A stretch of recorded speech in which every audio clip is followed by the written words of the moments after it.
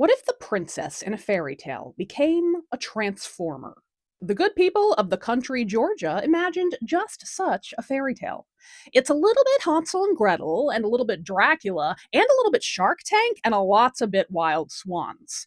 It's called The Three Sisters. Fucked up fairy tales with Liz. Ding!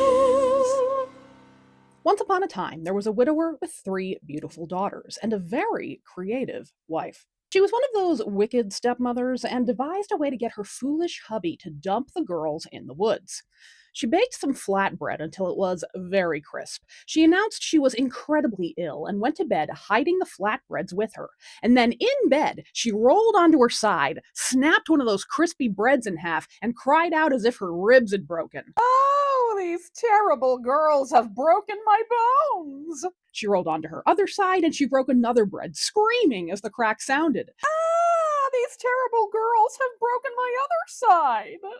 She kept it up until her husband agreed to abandon the girls in the woods. Now, this guy went a step further than Hansel and Gretel's dad did. He created a cartoonish trap in the forest. He dug a deep pit under an apple tree and covered the hole with a tarp and leaves and shit, and then brought a few apples home to his daughters. The girls liked them apples so much they asked for more. Their dad said, "Get your own damn apples," and he led them to the tree, where they fell into his booby trap. He tossed them 3 apples and said good luck before leaving them behind.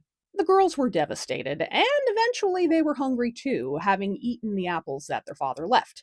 So the older girls devised a plan. Okay, so what we're going to do is we're going to prick our fingers and taste each of our blood. And then we'll kill whoever has the sweetest blood to feed the rest of us. They pricked their fingers, they did their vampiric taste test, and decided that the youngest sister had the sweetest blood. Suddenly, the youngest sister didn't love this plan. Luckily for her, she'd been hiding extra apples. She tossed those to her sisters to delay being cannibalized, and then she prayed to God. Oh, Lord, please turn one of my hands into a shovel and turn the other one into a pickaxe. And he did! And our princess, more than meets the eye, began tunneling away out of the pit. She tunneled right up into the king's stables, which had bins of almonds and raisins for the horses, and she stole away with that food. And the king's stable hands were very confused. But what do we feed our horses now? They'll starve. Horses eat so many other things, stable hands. Anyway, the girls enjoyed those treats, but they needed another source of food. Go, go, gadget arms! Oh, great, I'm mixing my 80s cartoon references. Anyway, Princess Bone Crusher tunneled her way to a new spot, this time a little old lady's house. Now, the girls didn't mind stealing from the king, but they felt a little bad taking food from an old lady. So, in exchange, they cleaned the woman's house and cooked her dinner while she was at church, and only took enough food to feed them. The old woman wondered who her new housekeeper was. Instead of going to Mass one day, she rolled herself up in a rug and leaned herself against the door, peering over the top. She saw 3 incredibly beautiful young women pop up through the floor to clean her place. She ran toward them. At least, I assume she tried, but fell over because she was rolled up in a rug. But once she got herself out of there, she cried, "Are you women or are you angels?" The girls told their story, and the old woman adopted them as her own kids. Now, the story could have ended there, and that would have been a nice ending, but the girls got a hankering for raisins and almonds one day, and apparently the only place that they could find them was the king's stables. All 3 of them snuck back through their underground tunnel, but this time the king's guard was waiting for them. The 3 young women were dragged before the king. And once the king saw how hot they were and heard their sad, bizarre story, he decided he wanted to marry one of them. So he said, "Make a pitch to me, ladies, and show me what you got." So they did. I can produce enough food from 1 egg to feed 2 armies. Wow, rub it in, sister number 1. I can't even find eggs. I can weave a carpet long enough to sit 2 armies comfortably. Good for you, but what the hell is anyone supposed to do with that? I guarantee that I will bear you golden-haired boys. Bingo! That's the one! The king married the youngest sister, but he tested all 3 of their supposed talents. Of course, the first 2 couldn't hold up their end of the bargain, and this pissed off the king so badly he told his new wife that if she couldn't hold up her promise of golden-haired boys, all 3 of the women would be executed.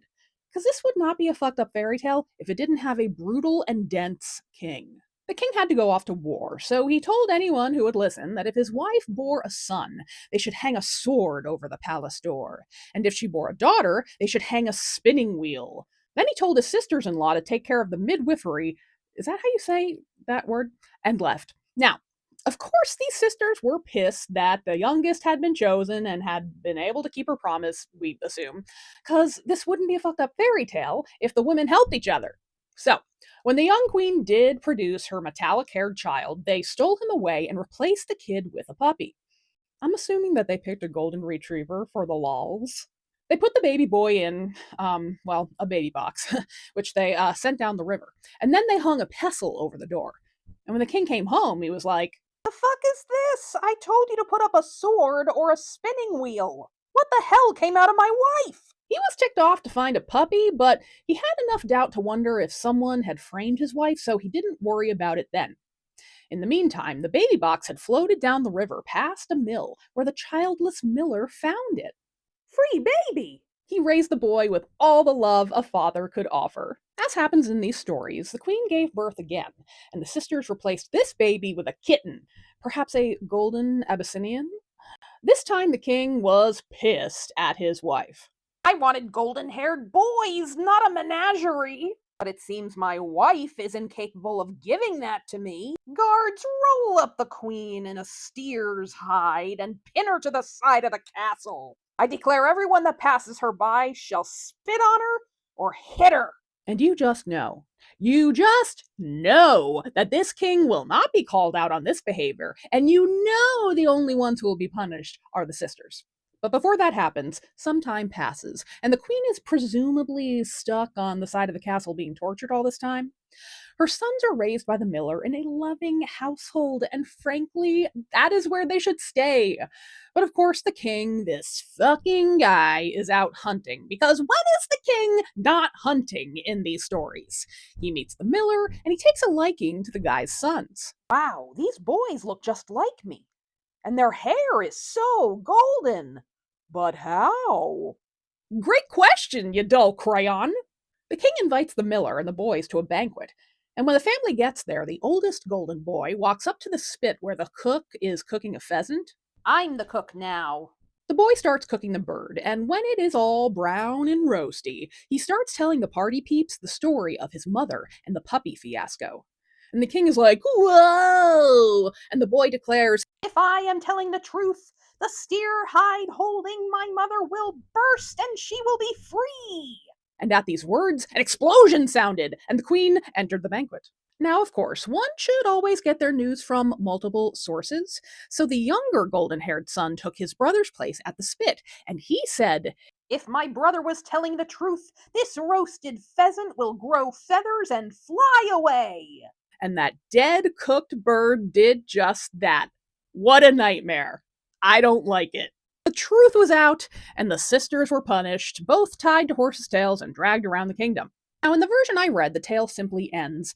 The king took his wife and children into the palace and rejoiced greatly that he had learned the truth and found his golden haired sons. Well, because the author or storyteller or whoever neglected to give me any more information than that, I have decided that the queen then stole away with her golden haired sons that night to the miller's house, where they all lived happily, while the dumbass brutish king scratched his head and wondered where they went. Because that's a happily ever after. The end. If you are interested in learning more about lesser known princesses who get shit done, you might consider leveling up your fairy tale knowledge with my friends Doctors Brittany Warman and Sarah Cleto at the Carter House School of Folklore and the Fantastic. Their newest course, Fairy Tale Heroines, will explore fairy tales featuring self sufficient ladies from all over the world. I am enrolled myself, and I would love to discuss these stories with you. The Carter House School is a great way to take college level courses from two accredited folklorists for a much more affordable price. If you like that idea and you like the idea of supporting me while you're at it, sign up through the link in my bio and I'll get a little kickback. Thank you for listening today. Explore the other Abe Lincolns so we can keep in touch beyond wherever you're watching this. And I'll see you for the next Fucked Up Fairy Tale. Speaking of which, my book comes out in October. Fucked Up Fairy Tales, the book. Oh my god, yay!